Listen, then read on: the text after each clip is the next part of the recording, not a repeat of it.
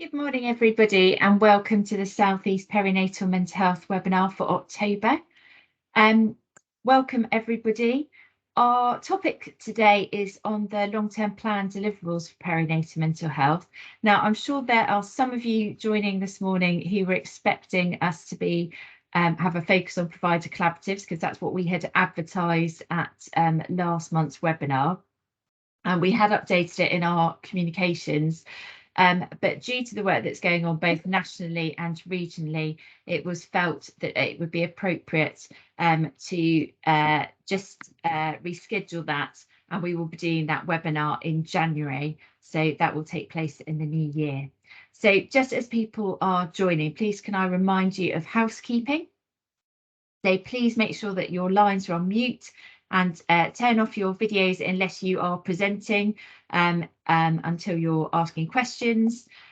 Please do raise your hand if you have any questions, and also obviously use the chat function to ask questions, comments, introduce yourselves to others on the webinar. And just to remind everybody that we are recording the webinar so that those who are not able to join us live today can watch it at a later stage, and that will be available on the website. And to remind everybody that slides will also be sent out following the webinar today. Okay, so we are changing things around in terms of the order today. I know we normally kick off with a national update, but we're going to start off with our speakers today, just in terms of the timings that they were available. We've got some great speakers, so we're really keen to fit them in.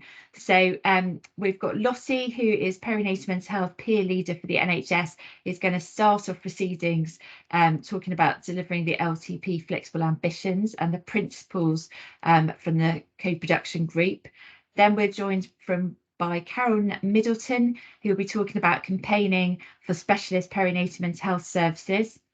And then Dr. Ian Mitra will be talking about dads and partners. And then we will finish the session today with an update from Jenny and myself on some of the national key themes, and also some of our local training that we've got available in the South East.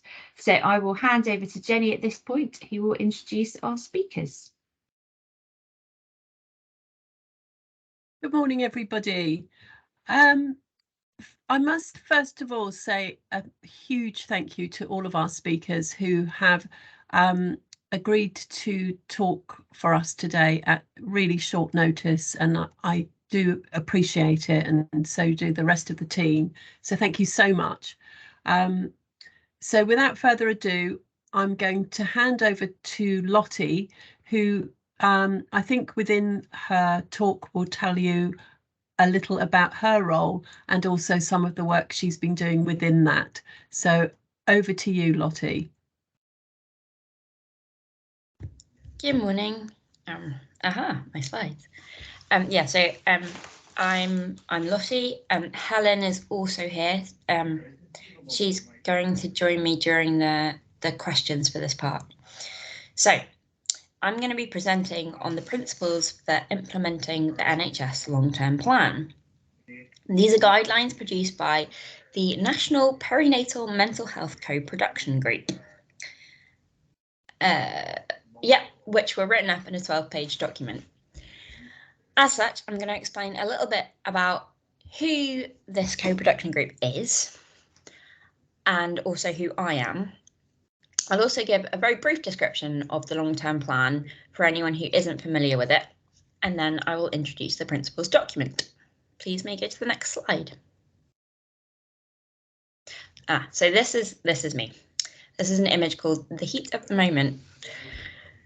An introduction to myself, I'm Lottie. I'm a neuroscientist turned artist. I'm also a mother with lived experience of mental illness and the NHS Perinatal Mental Health Service.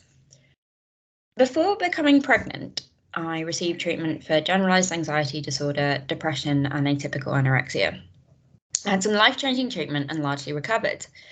During my pregnancy, however, I fell back into depression and returned to my eating disorder.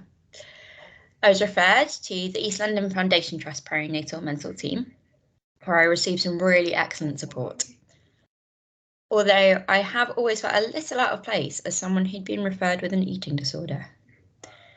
I now use my work as an artist to talk about my experiences and shine a light on the challenges of the perinatal period, especially when it comes to eating disorders. The self-portrait here is an example of the photography that I create to communicate this experience. And if we had time, I would love to explain more about it, so please do contact me if you have any interest. The reason, slide 3.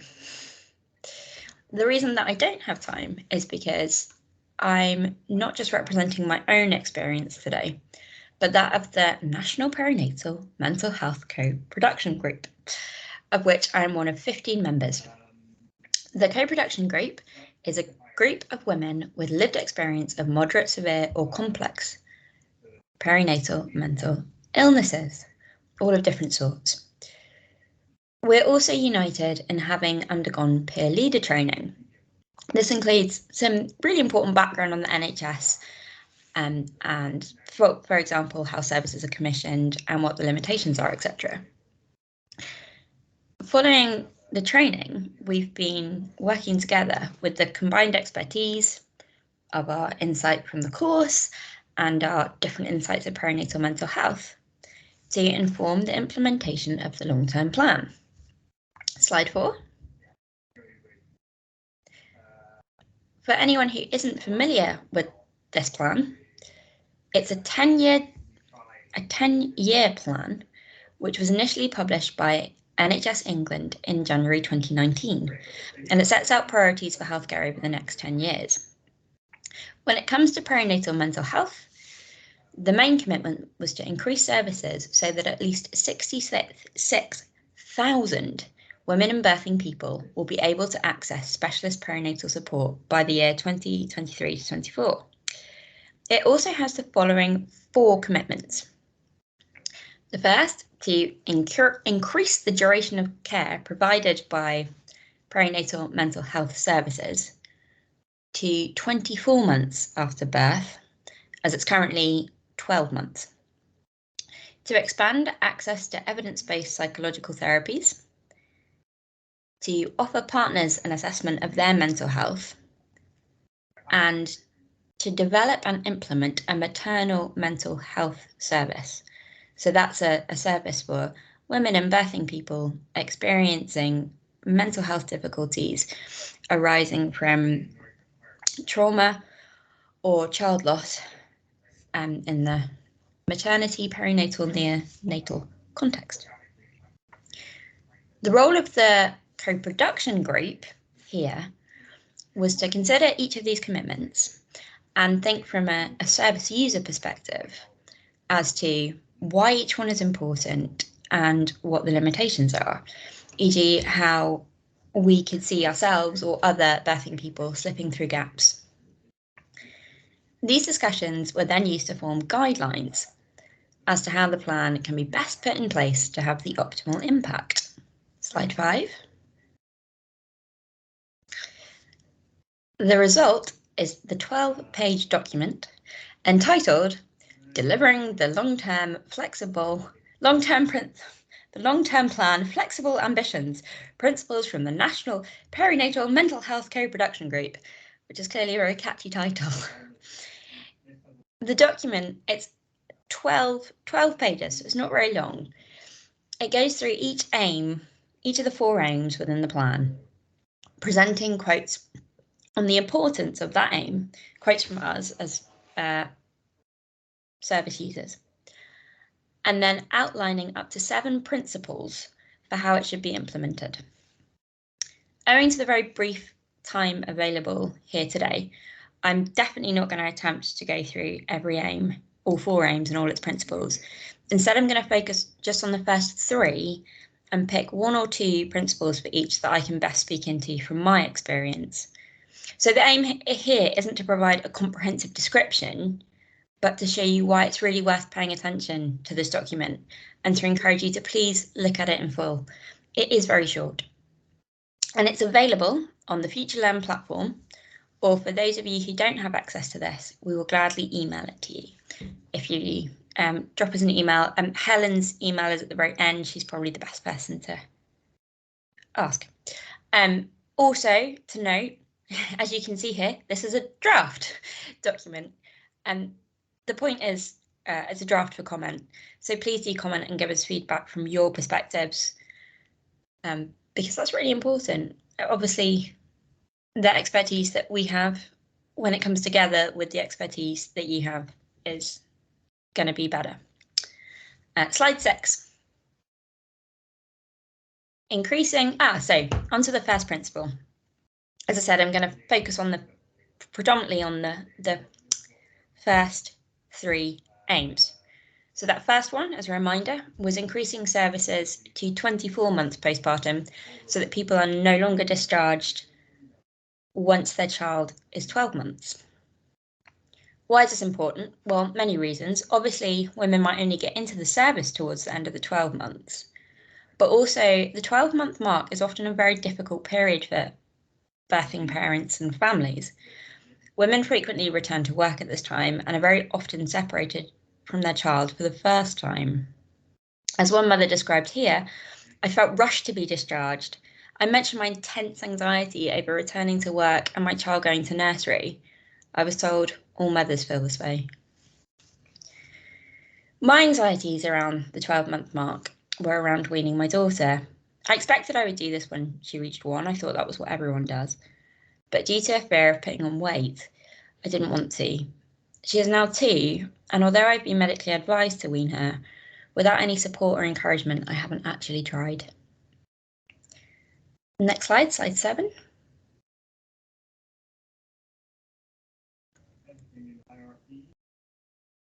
Sorry, I didn't notice it changed there. So, 2 principles. We've devised 4 key principles for this aim: awareness, smooth transitions, timing, and collaboration. There's 2 that I'm going to draw on here as being personally significant to me. Awareness. Services should provide accessible information on the offer of specialist support up to 24 months and make clear timeframes for referral with relevant healthcare professionals. From a service user perspective, I feel it's really important to know what's coming so that end doesn't come as a shock. My very first experience of mental health support, long before the perinatal support, did come to an unexpected and abrupt end. I felt abandoned and actually quite betrayed. Several years later, when I did have support from perinatal mental health services, no one actually mentioned the ending to me, that there was this 12-month limit. And it was through doing this piece of work and being involved with the co-production group that I knew that there was this 12-month limit and that my care was due to come to an end soon. I just assumed that it would end when everything was better. So the other principle here I felt particularly strongly about is collaboration. Developing strong relationships with community mental health teams, including specialist services such as eating disorders and parent-infant services. When my daughter turned 1, I was referred on from the perinatal service to an eating disorder service. The gap in knowledge and how I was understood between the 2 services was so striking.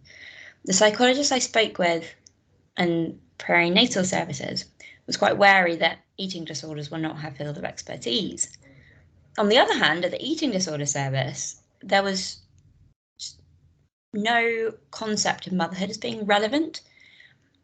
There was no regard for the existence of my daughter, and motherhood and my care and responsibilities had no place in the consulting room, and so I felt really misunderstood.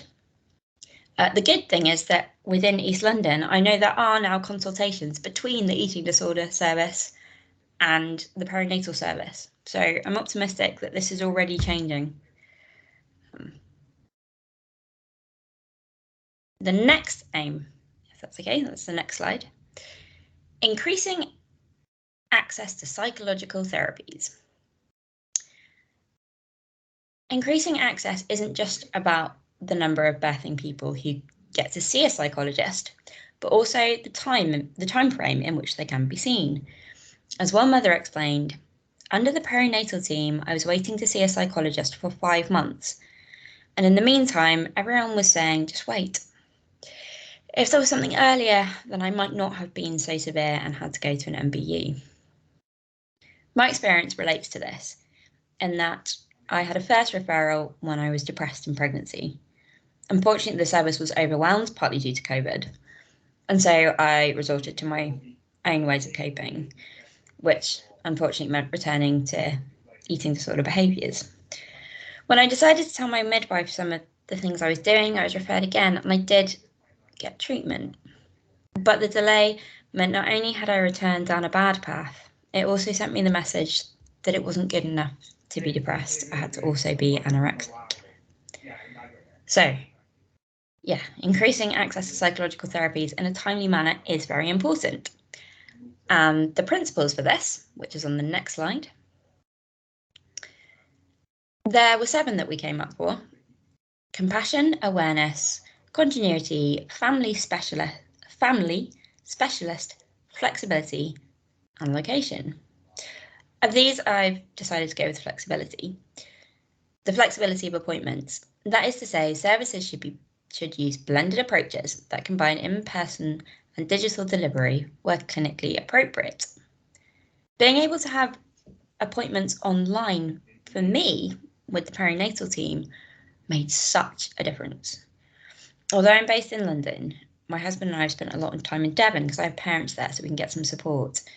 And generally, just that different environment has helped us both so much in our mental health. And so being able to do my appointments from there and not having to come back was really helpful. When I contrast this with my experience of the eating disorder service, that service offered no flexibility in appointment time or location.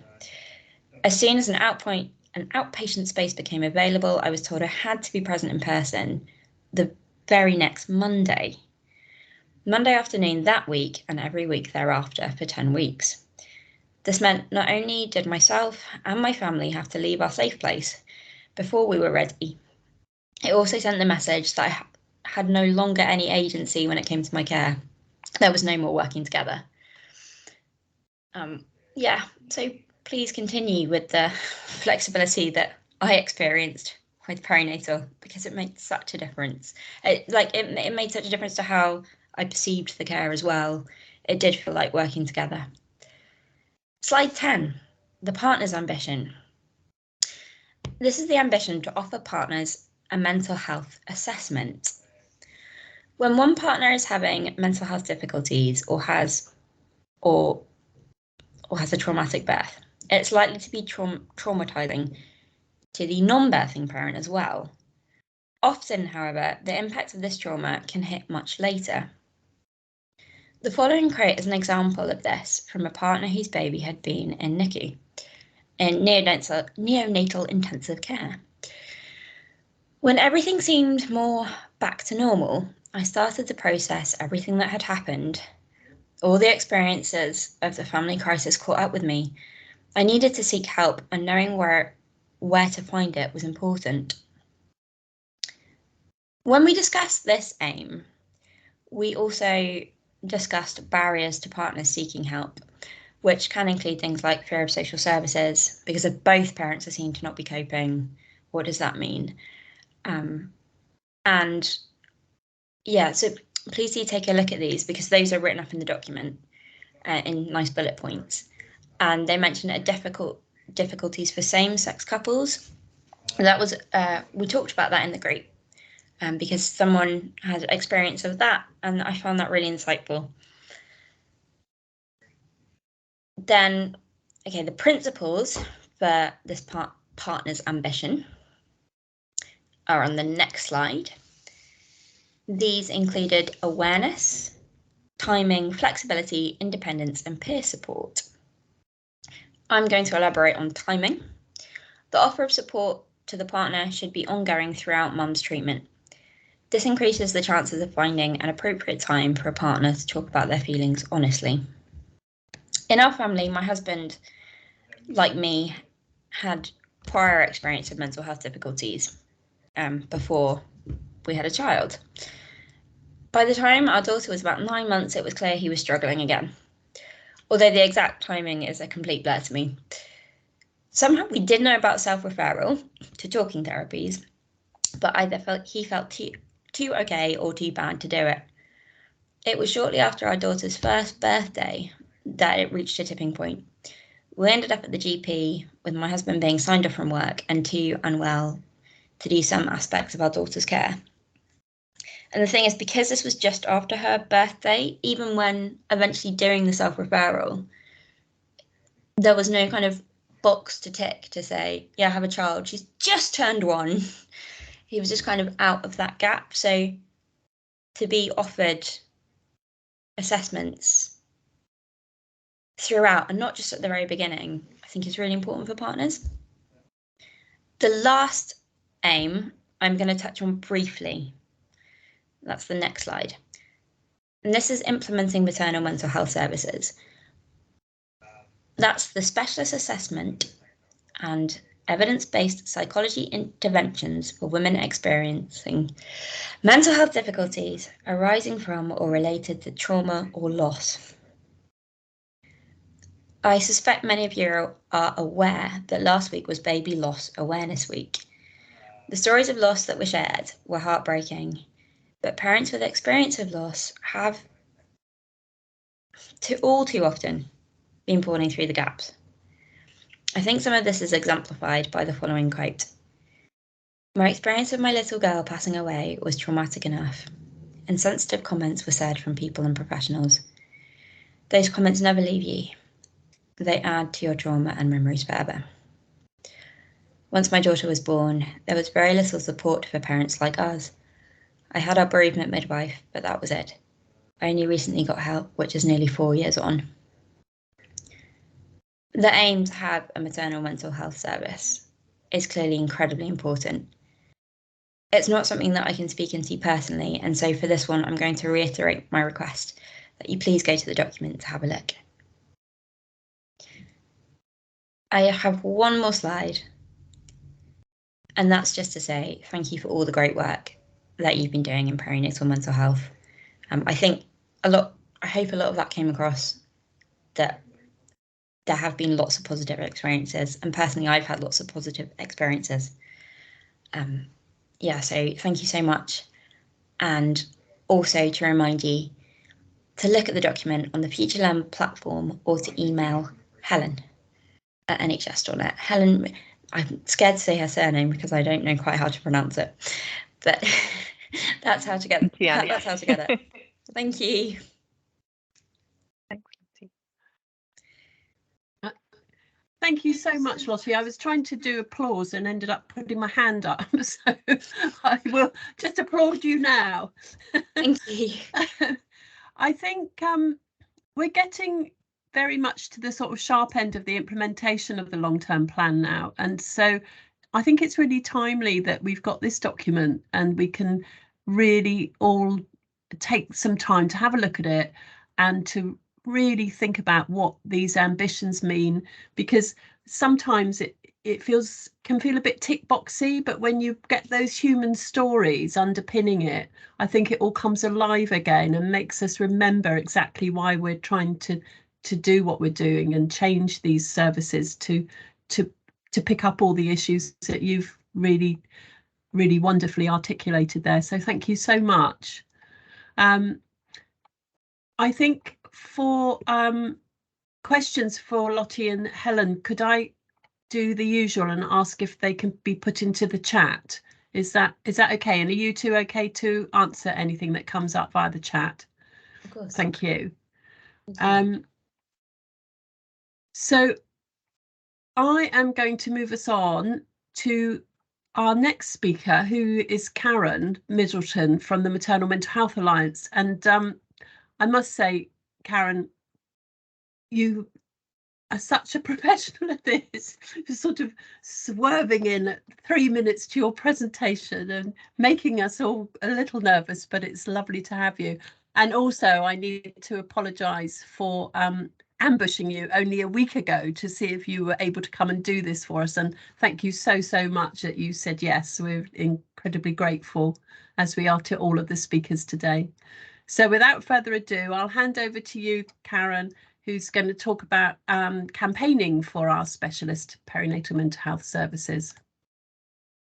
Thanks, Jenny, and hello, everybody. It's lovely to be here with you, and apologies to Jenny and anybody else who was at the National Perinatal Mental Health Network meeting last week, because they will have heard some of what I'm going to say. But if we have the next slide, please, I'll just give you a quick overview of what I'm going to do in the time that I have with you, which is to say a very little bit about Maternal Mental Health Alliance, but focus really on talking about our specialist services briefing, and then hopefully have some time for questions and comments around how you think the Alliance can support all the amazing work that you are doing. So the next slide is intended just to give an overview of who the Maternal Mental Health Alliance is. I've spoken at this network meeting before, so I'm assuming that most of you are familiar with us. We're a membership organisation bringing the clinical, lived experience and professional voice together. We have over 110 national members. We've got a network of over 35 champions. That's women, partners and other family members who are using their experiences of perinatal mental health problems in order to add their voice so that we can create more change for women and families across all 4 nations. The next slide shows a visual that I think I spoke to this network meeting last year about, which is Make All Care Count. And when the Alliance started, we focused specifically on specialist services, and we have worked in collaboration with clinicians, professionals, voice of lived experience, politicians, in order to make the case for specialist services. And obviously in the last 10 years, there's been fantastic change in that area, and you are all testament to that. Make All Care Count contextualises those specialist services within a wider system of comprehensive care. And we're saying, as an Alliance, all of those services are essential. They're not luxury extras, they're essential, and that they need to be resourced adequately, and women and families need to be at the heart of all those services. But whilst we're kind of working and thinking about those other services, our commitment to specialist services hasn't waned. And I'm going to talk to you a little bit about a briefing that we are creating, which is focused on the state of specialist services at this time. You don't need me to tell you about how incredibly difficult the last couple of years have been, and the demands on mental health services being incredibly high. What we want as an Alliance is to make sure that the progress that's been made with perinatal mental health is maintained and sustained and built upon. So the next slide just has the cover of a report that we did as an Alliance, commissioned in order to add the evidence base to show the impact of the pandemic on maternal mental health, the findings of which said needs has increased, the impact of the pandemic hadn't been equal, with women and families of colour and poorer families particularly impacted, and the detrimental impact on the workforce, which from my perspective seems to be stretched and pulled to the extreme. So we're incredibly mindful as we do this briefing on the state of specialist services of the impact of the pandemic, but also of the wider landscape with workforce challenges, the changes to commissioning, the financial pressures on the system, the cost of living crisis. You know, it's an incredibly difficult time for so many of us. And in that really busy agenda, from an Alliance perspective, we want to make sure that perinatal mental health is part of the conversation. One of the things that I seem to be having more and more conversations about is about how far away we are from parity. And when we look at the resourcing for mental health, let alone perinatal mental health, but when we look at the resourcing, the training that workforce is getting, how unequal that is. And so this briefing on specialist services is intended to add to that reminder of shining a light on why perinatal mental health services are so important. So what is this briefing going to be all about? Well, the next slide has some maps on it, which I hope you are all very familiar with. These are maps which show the provision of specialist services across all 4 nations, and it's something that the Alliance is well known for. And they've been incredibly powerful for getting investment at the national level and for being used at the local level, maybe by some of you, in order to say, this is how we compare in the national picture, and making the case locally for perinatal mental health services. So we're going to be redoing these maps. The next slide shows the criteria that we're going to be using. It's slightly simplified this time, given the changes that have happened over the last 10 years, but it's intended to show what level of specialist service provision is available across all areas of the UK.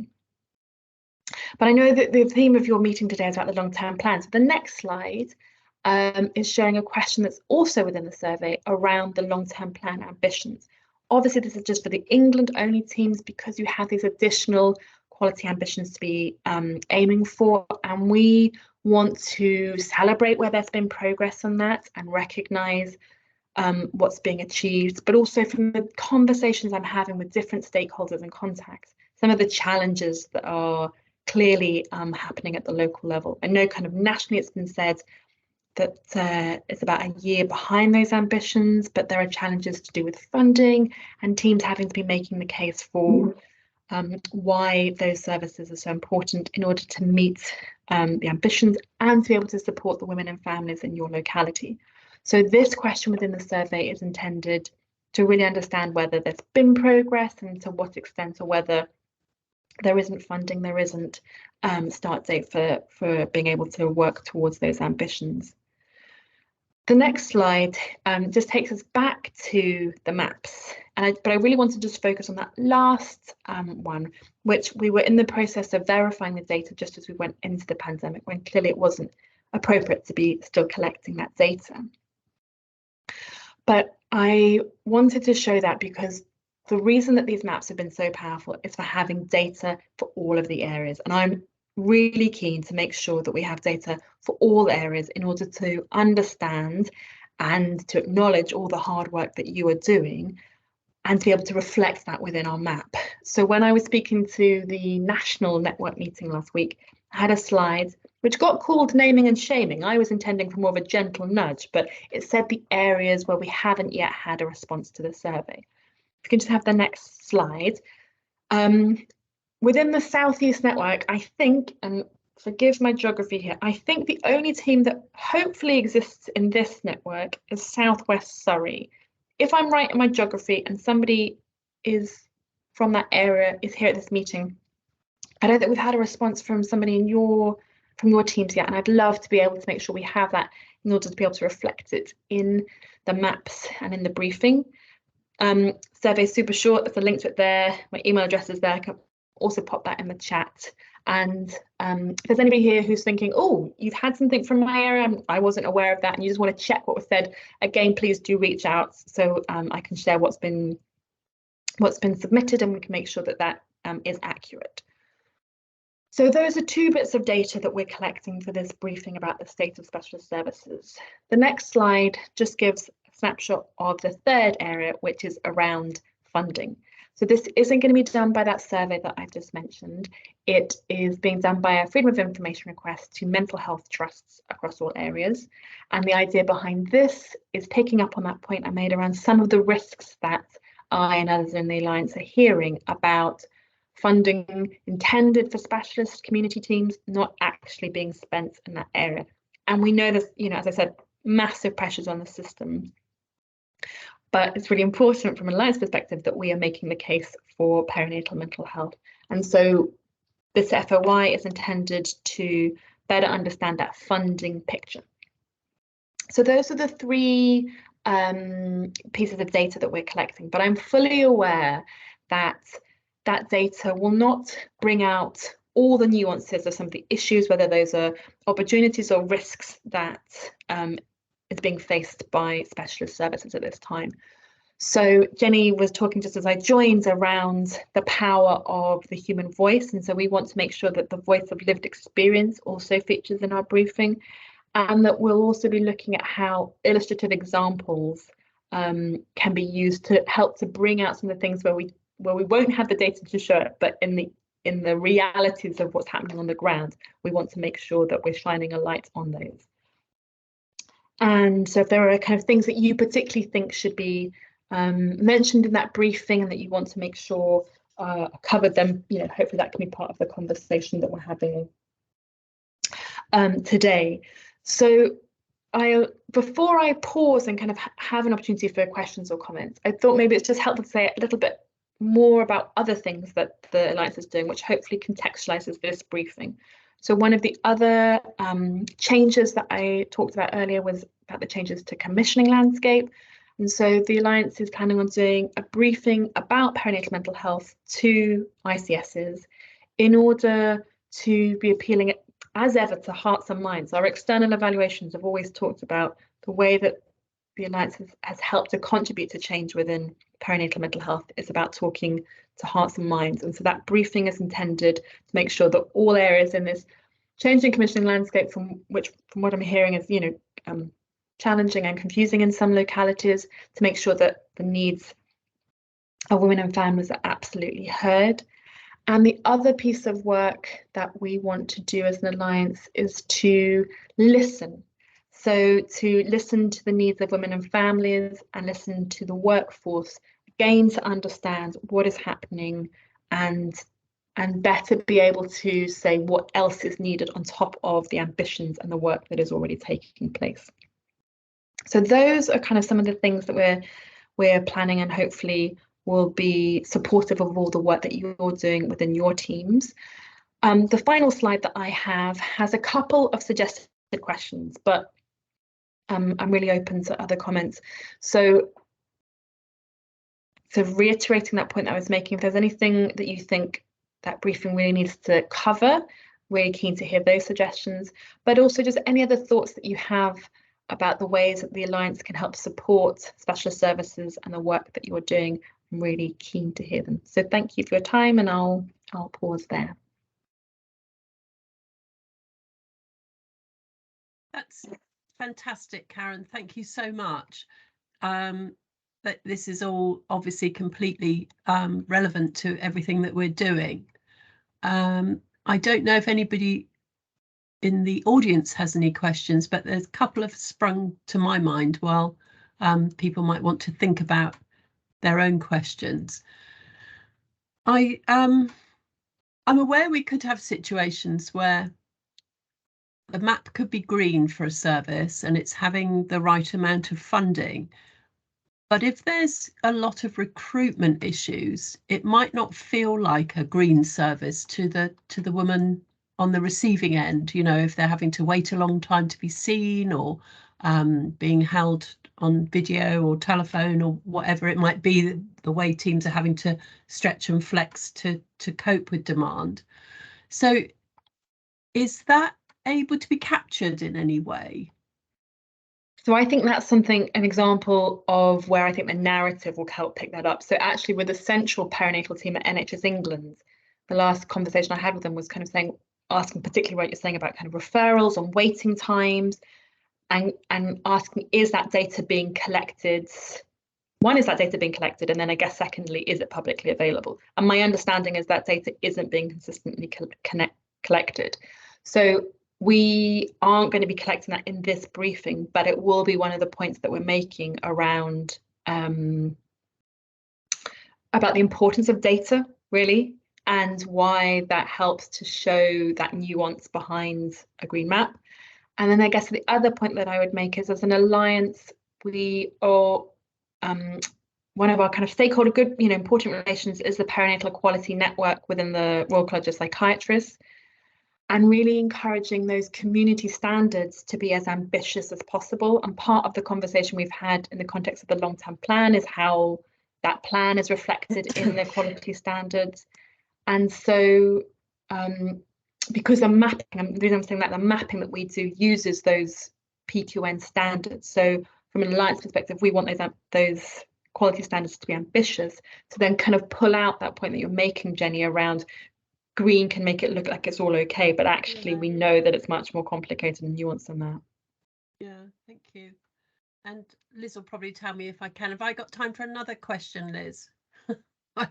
I've got a... You can have one more question, no problem. Thank you. Seeing as the chat hasn't been forthcoming, but I believe, as I'm sure everyone on the call will believe, is that specialist perinatal services are only as good as the pathways that surround them and the stakeholders that surround them.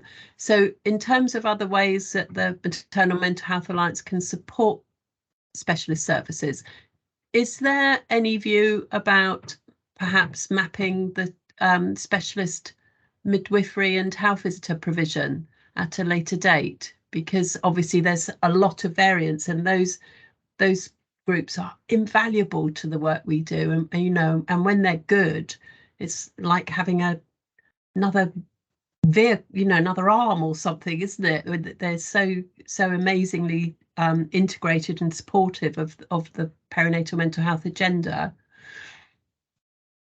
Yeah, it's really interesting that you say that. So it's definitely still then in our kind of our wish list of things that we want to do. I mean, you know, I think if money and resource were no object, the ability to be able to map, so all those kind of services that I showed in that Make All Care Count visual, to be able to map all those services would be fantastic, because we know, you know, that's the point that we're kind of making about they're all essential and all need to be resourced. So, so for specialist midwives and health visitors, yes, still there is an ambition, and I think I'm really interested to understand, you know, as you've just described it, kind of Jenny, like that extra arm, kind of where there is a specialist health visitor or a specialist midwife, what does that mean for the local area and the kind of perinatal offer that is available for women and families?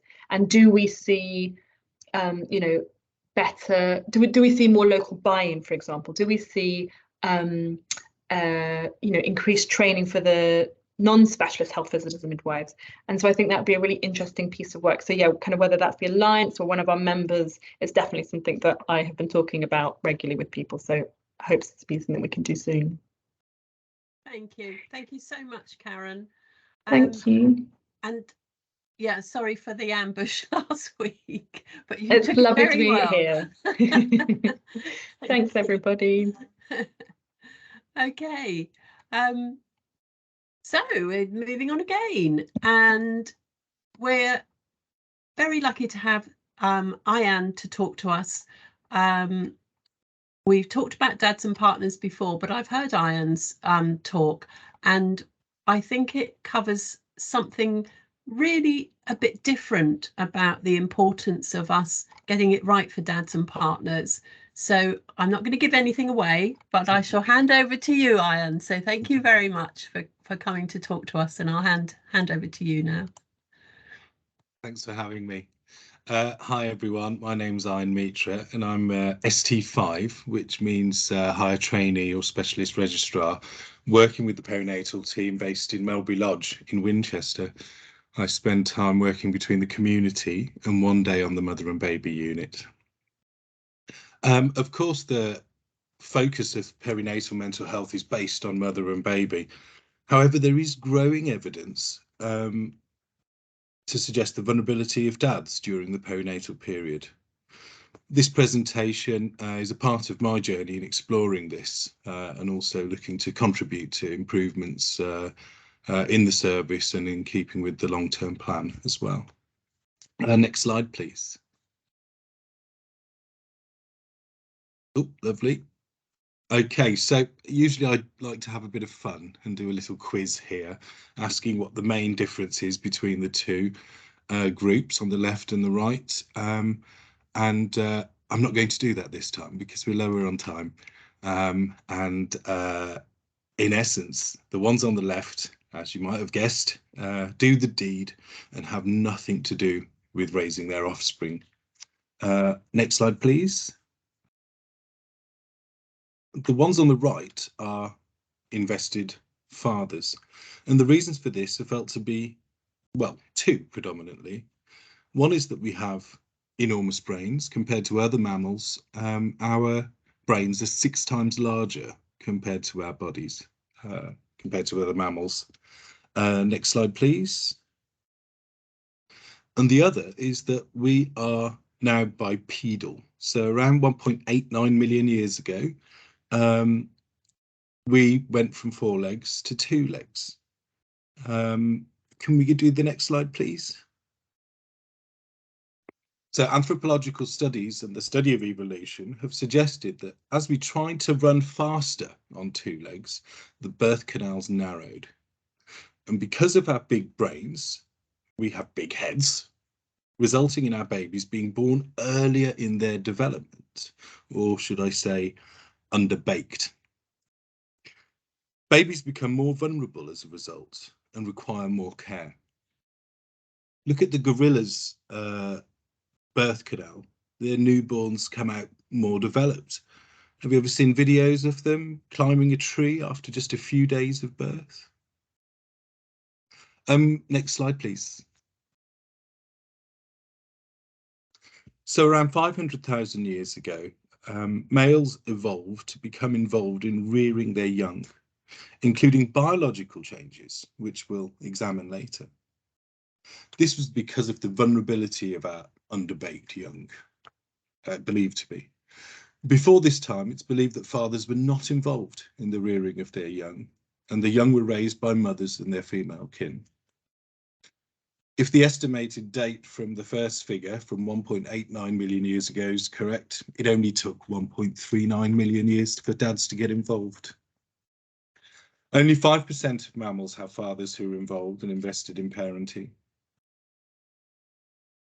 Human males are rare amongst mammals when it comes to being involved in parents. Next slide, please. Okay, so associated with these evolutionary changes, we've now found that there are biological changes in men around the peripartum period. There's a decrease in testosterone in the first month postpartum, and this is associated with the frequency of father's gaze to infant and self-reported hours spent with the infant in one study. It's also correlated with improved parent-infant synchrony. Decreased testosterone levels in new fathers, lower levels of aggression and increased sympathetic responses to a crying baby. This is thought to contribute to strengthening the father's attachment to the child. Oxytocin, historically known as the love hormone, is typically increased in men following the birth and is involved in improving family synchrony. Touch between father and baby increases oxytocin in the father as well as the baby. Prolactin is increased and associated with improved parent facilitation of exploratory play. And cortisol is increased, which is involved with greater involvement in direct and indirect care, washing bottles and so on. Next slide, please. Okay. So following the birth, there are structural and functional changes to the brain. These images are a part of a study that looked at brain changes in 15 men and 15 women in the peripartum period. In the first figure on the left, this one looked at the differences in the grey matter in fathers from up to 4 weeks to 4 months on the right. The orange areas indicate increase in grey matter, and the blue indicates decrease in the grey matter. And there are demonstrated changes in the volume of the prefrontal cortex and the cingulate cortex. I'll get to those. The image on the right is a functional imaging. I'm not sure if everyone's aware of how functional imaging works, but it's not just structural. What it does is it shows the structure, but with time, when a part of the brain is more active, it requires more energy. So what we see on these images is the extra energy use light up. So glucose is radio labeled and it lights up in that area. So these functional changes in the prefrontal cortex indicated in the second figure. Okay, so this functional study looked at which parts of the brains lit up, demonstrating peak activation when the woman on the left and the men on the right looked at pictures of their own infant versus a random one. So seeing their own child versus a random child. The prefrontal cortex changes lead to problem solving around child and family and helping the child to explore the world from a safe base. The cingulate cortex is an important interface between emotion regulation and action, and so the changes here are involved in the developing bond between father and child. These changes are different to the changes that happen in mum. We can see from the second picture that mum specifically has changes in the amygdala, which facilitates the intense bond between mum and baby, where the nurture and risk detection is. This is different to the changes seen in the prefrontal cortex, DPFC, dorsolateral prefrontal cortex, in men. The roles of mum and dad, well, mum and co-parent, complement each other. Be aware, though, that these areas that are lighting up are peak activation. So it doesn't mean that mums can't push the challenging of boundaries, or dads or co-parents can't nurture. Studies that have looked at same-sex couples, of which there are even less, have seen activation in both the prefrontal cortex and the limbic areas, the amygdala, demonstrating the remarkable neuroplasticity of our brains. Next slide, please. In summary, there are clear biological changes that happen in dad that facilitate the parenting behaviours and bond. However, these changes also increase the father's vulnerability to developing postnatal depression in a similar way to the hormone changes contributing to mum's risk. Next slide, please. So here's a brief case vignette taken from the husband of a patient who was on our mother and baby unit. So this lady had postpartum psychosis. The baby was 3 months old. And this was entered in the notes. Reports that he's been feeling like he has been walking on eggshells for the past couple of weeks, with many arguments between them for no apparent reason. Always bantered in the past, but never like this and never before, just for the sake of arguing. He's been trying to not wind her up as much as possible. Told me he will no longer tolerate aggressive comments and will reply to her openly, telling her not to talk to him like that. He told me he can no longer keep taking time off for them and that there's not much he can do if she has to be alone in the house by herself sometimes. This illustrates some of the stress that the husband, in this case, experienced during her illness and recovery, with irritability and low tolerance threshold being demonstrated. In this case, at this time, he wasn't screened for maternal postpartum depression. Next slide, please. So there is a variance in the limited literature regarding the prevalence of paternal postpartum depression, and that's between 1.2 to 25.5%. Unlike maternal postpartum depression, paternal postpartum depression often manifests as irritability, anger, indecisiveness, social isolation, and a restricted range of emotions. These are in opposition to excessive tearfulness and external expressions of sadness as seen in maternal depression. The time of onset for paternal postpartum depression differs from postpartum depression in women as well. Paternal postpartum depression is insidious in nature and usually peaks around 3 to 6 months. However, it may occur at any time during the first year. Onset may be gradual or sudden, depending on the situation. In contrast, signs of postpartum depression in women are frequently seen in the first 4 weeks.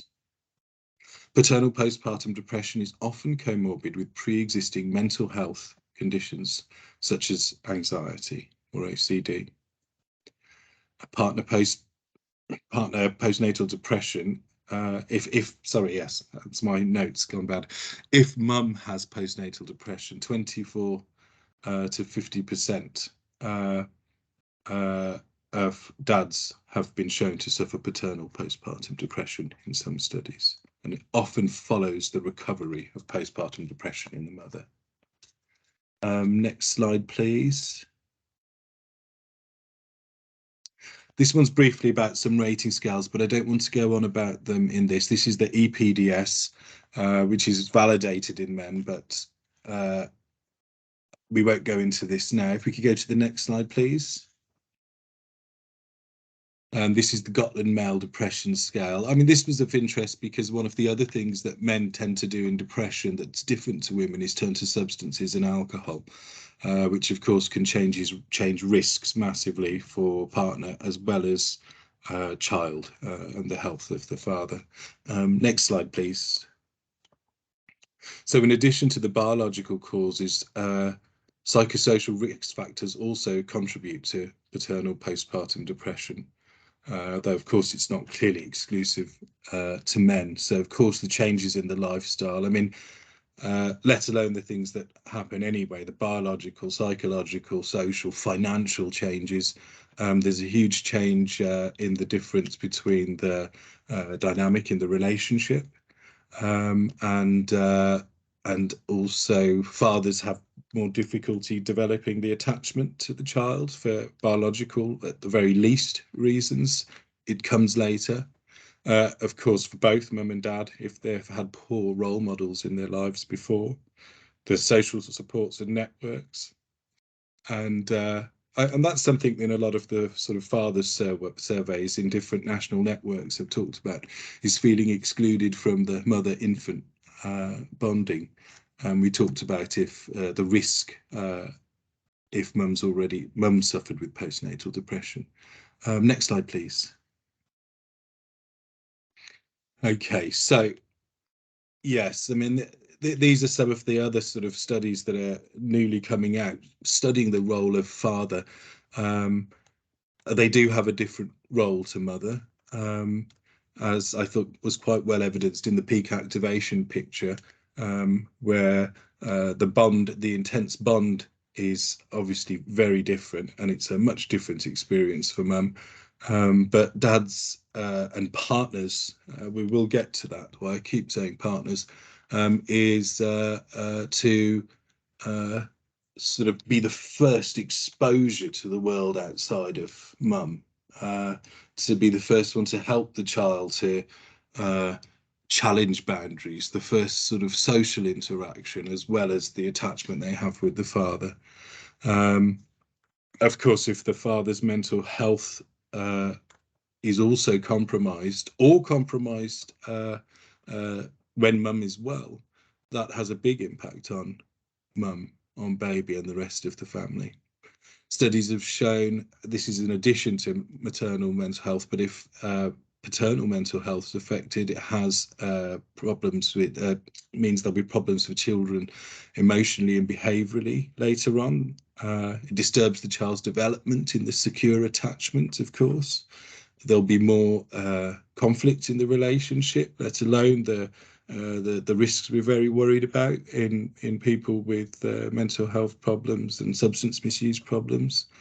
Of course, that will make mothers even more vulnerable to depression. And of course, there is increased risk of abuse of the children as well. Next slide, please.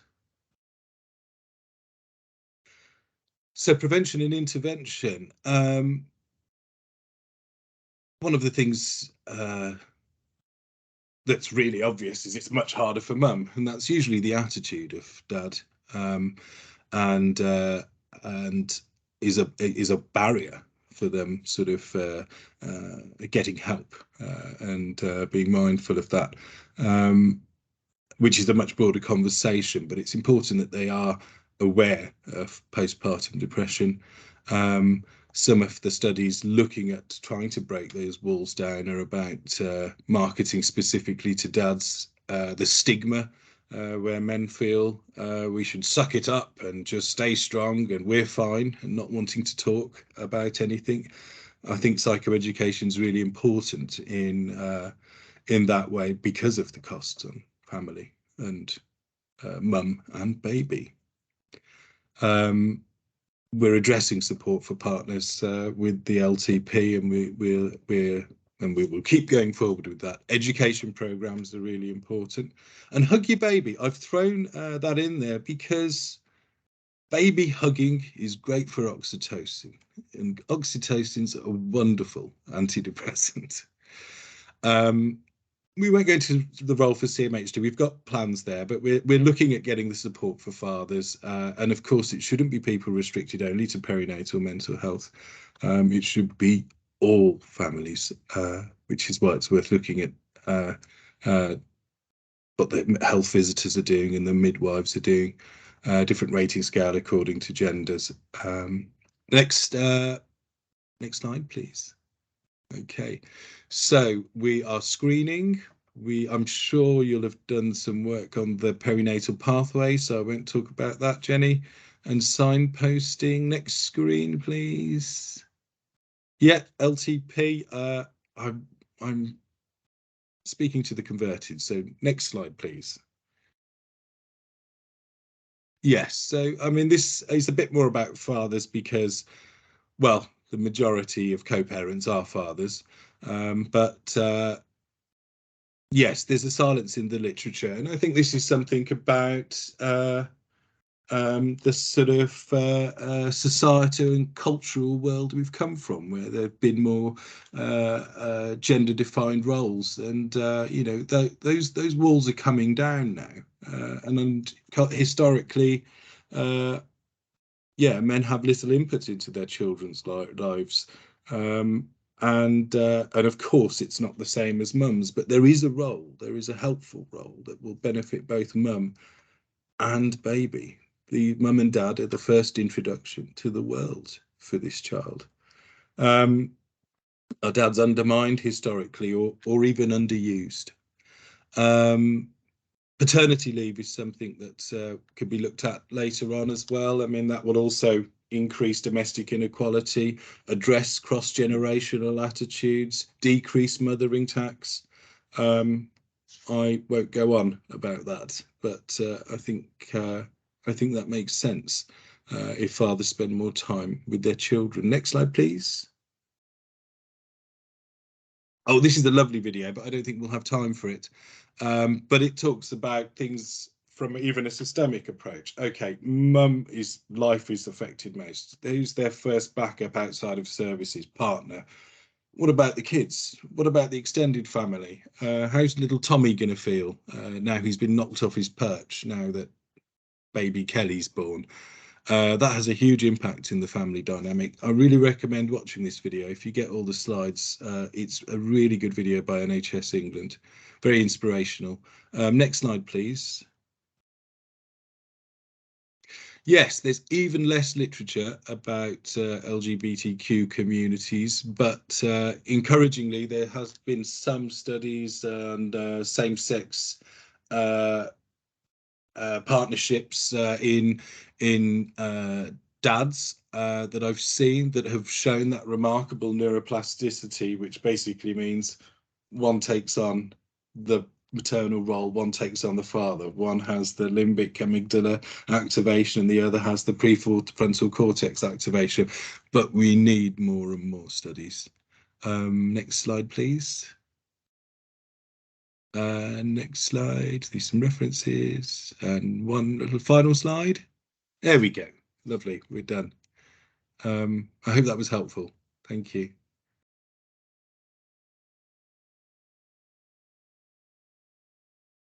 Thank you so much. I think it highlights how little we know, really, Ian, to be fair.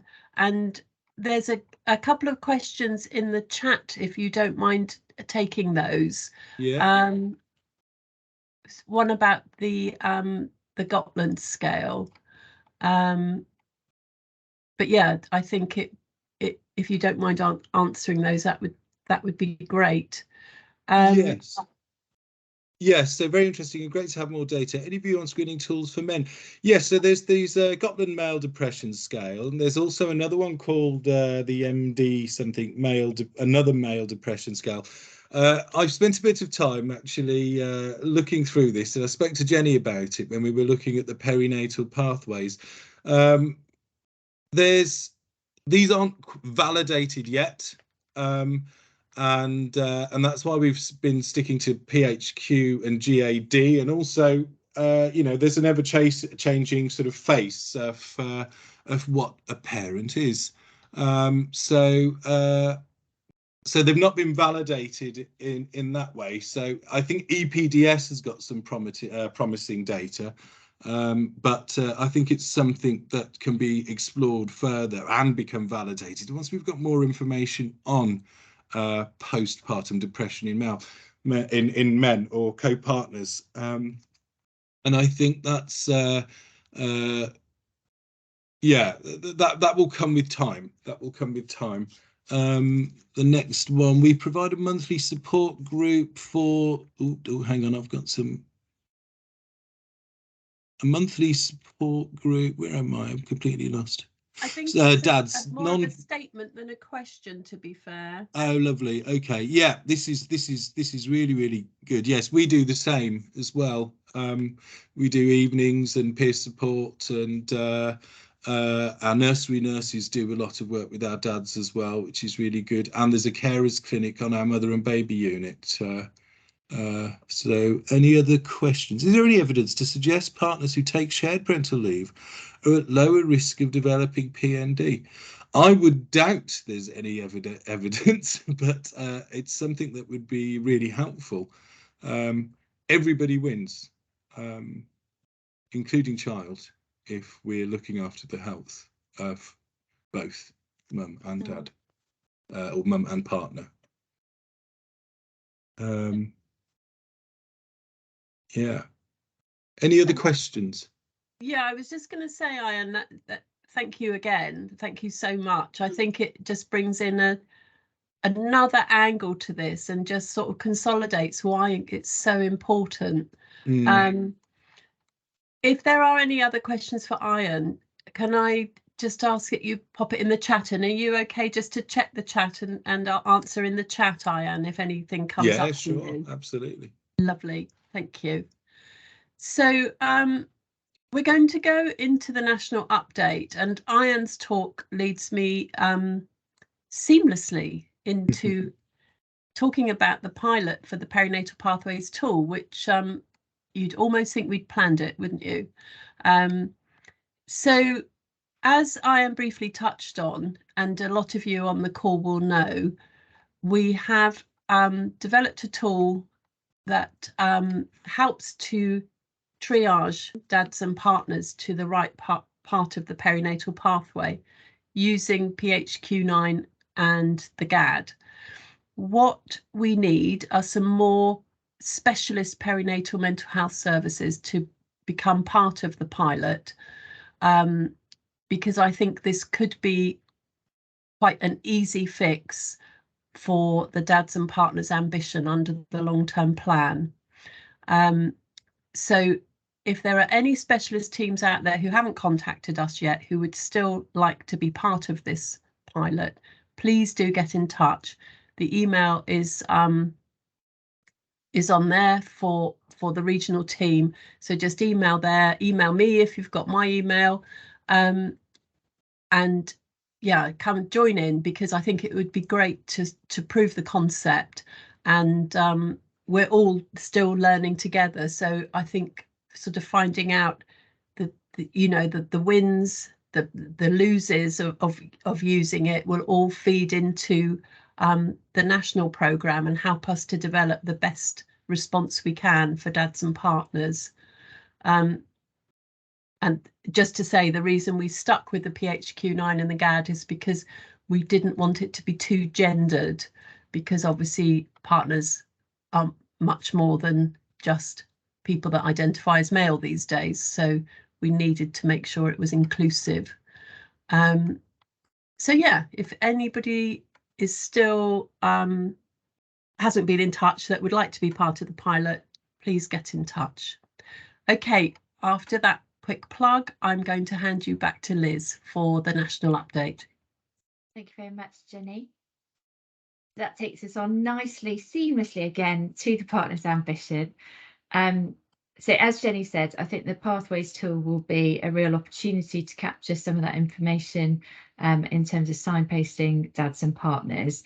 There has been work going on from the national team at the moment in terms of the partner's ambition, where they were seeking legal advice in terms of the implications of delivering the ambition in terms of record keeping and existing guidance.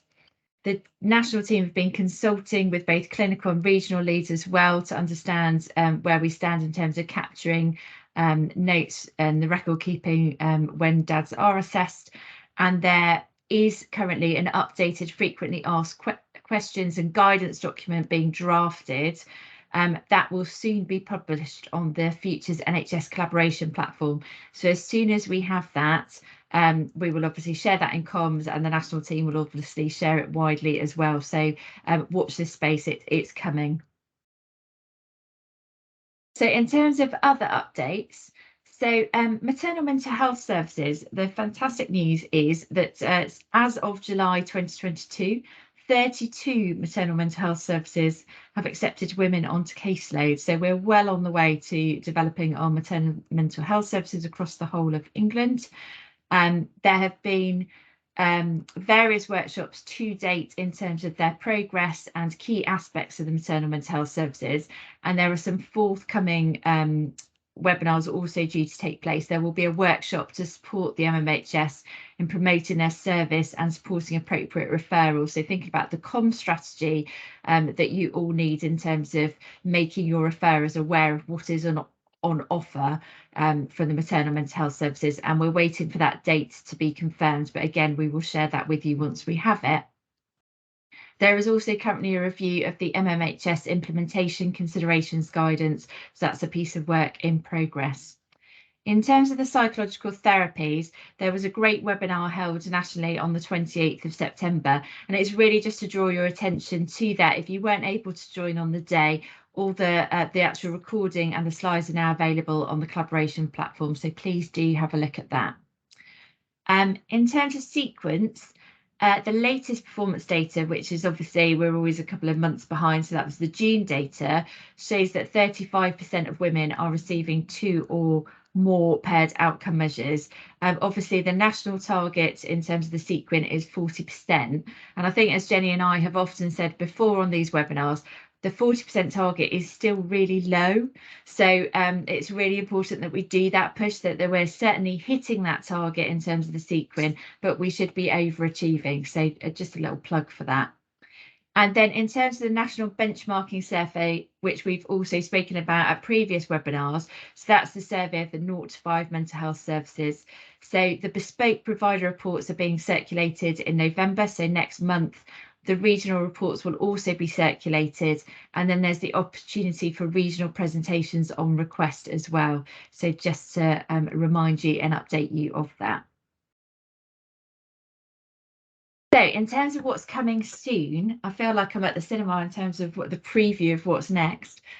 So psychological therapies SNOMED guidance is going to be coming out to support teams in terms of the flow of data to the MHSDS. And that will be published on the Futures collaboration platform soon. There's also equalities case studies work going on in terms of a series of case studies that are going to focus on helping advance mental health equalities rather than inequalities. That's in its development and will again be published. And also will be have the opportunity to have translation cards as well.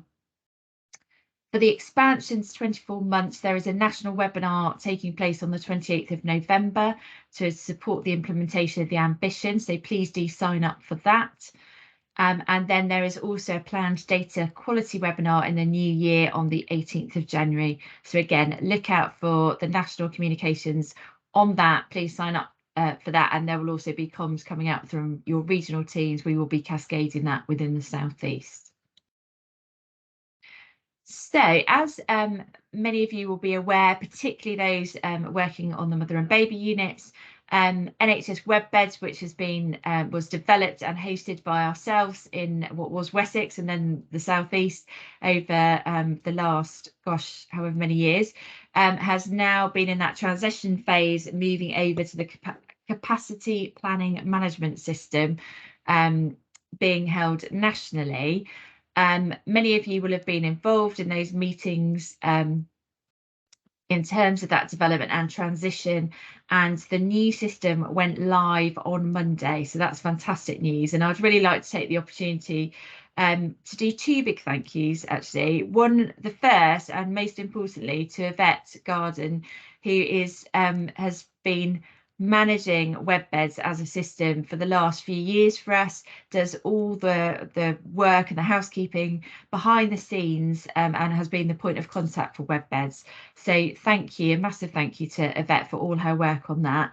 And then also a thank you to the Specialist Commissioning Business Information and Business Intelligence team and the North of England CSU for overseeing the transition to the new system.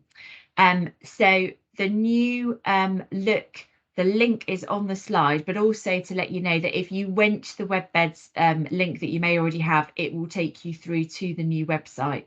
It shouldn't look drastically different to what you're used to seeing on the WebBeds website. We've followed through as much as possible to make it look the same and to be as user-friendly as the WebBeds system already was. But a great piece of work, and well done everybody that's been involved in that transition. Okay. I think, am I handing over to you now, Jenny, or am I continuing? Happy either way. I would be happy for you to talk to this one, Liz, Yep, and I don't yep. mind taking over or whatever. So we are now in the stages of looking for expressions of interest for the perinatal mental health postgraduate module phase 2. Now, what I would like to just highlight, a key bit of information, this is for South East. So if you're joining us from other regions across the country today, obviously speak to your regional team about the process in order of putting your expressions of interest to your regional team. But within the South East, we have been allocated or awarded 7 places for phase 2. Information has been sent out to the services and the system, details of the course and who we're looking for in terms of nominations.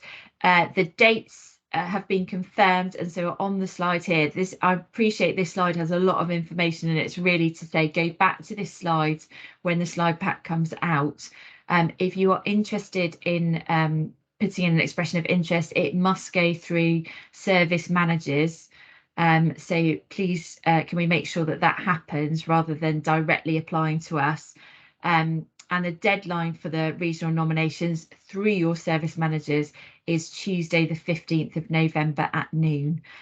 Obviously, we always have a lot of people that are interested in this, and we only have 7 places for phase 2, but we will keep a waiting list as well. So yeah, and if you are elsewhere in the country, obviously, please, as I've said, speak to your regional team in terms of putting in your expression of interest. Okay, at this point, I will hand over to Jenny and I'll let her run through some of the other training and education opportunities. Brilliant, thank you, Liz. And thank you to Charlotte, who's just put in the chat. She's completed this in the last cohort. And I think if you are thinking about doing the course, do get in touch with Charlotte and see, what it's all about, because the feedback we're getting is that it's a good course, but it's a lot of work. So that's why it's so important that you get your line manager approval, and if we've got service managers on the call, just to make you aware that you're going to have to be giving people some study leave to underpin it. Okay, virtual working is actually on Friday, so if you happen to have Friday free, we still do have a couple of spaces. So if there's any last minute, maybe new starters that are on induction that might be able to jump on, do get in touch. Next slide, please. And we still have places for the cultural competency course. So really looking forward to see what that one's like. And getting some feedback from that, but I think that's going to be a really interesting one. So again, I'd direct your staff to that one. Next slide, please. Again, we're pushing the Gypsy and Traveller cultural awareness. You'll all know people that have been on the webinars regularly that we've got a license for a year. Obviously, the clock's ticking. This is a really easy to access online, 4 modules, 15 minutes each, and the uptake hasn't been great. So particularly for South East services, doesn't have to be specialist services. This course is open to anybody in the perinatal pathway. So please use the opportunity while we have it, because we know that we have these groups within the South East. Next slide, please. Also, a reminder for Five to Thrive champions have all been invited to attend the Resource to Trainer course. So obviously the September one's happened, but there is another one coming up in November. Okay, next slide, please.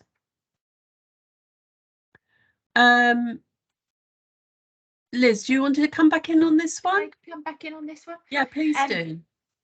So again, just to highlight, this is for the South East. There will be different processes going on in terms of the other regions, but so within the South East, we've been allocated £183,400 in the HEE regional perinatal mental health training funding, plus an additional £78,600 for psychological therapies.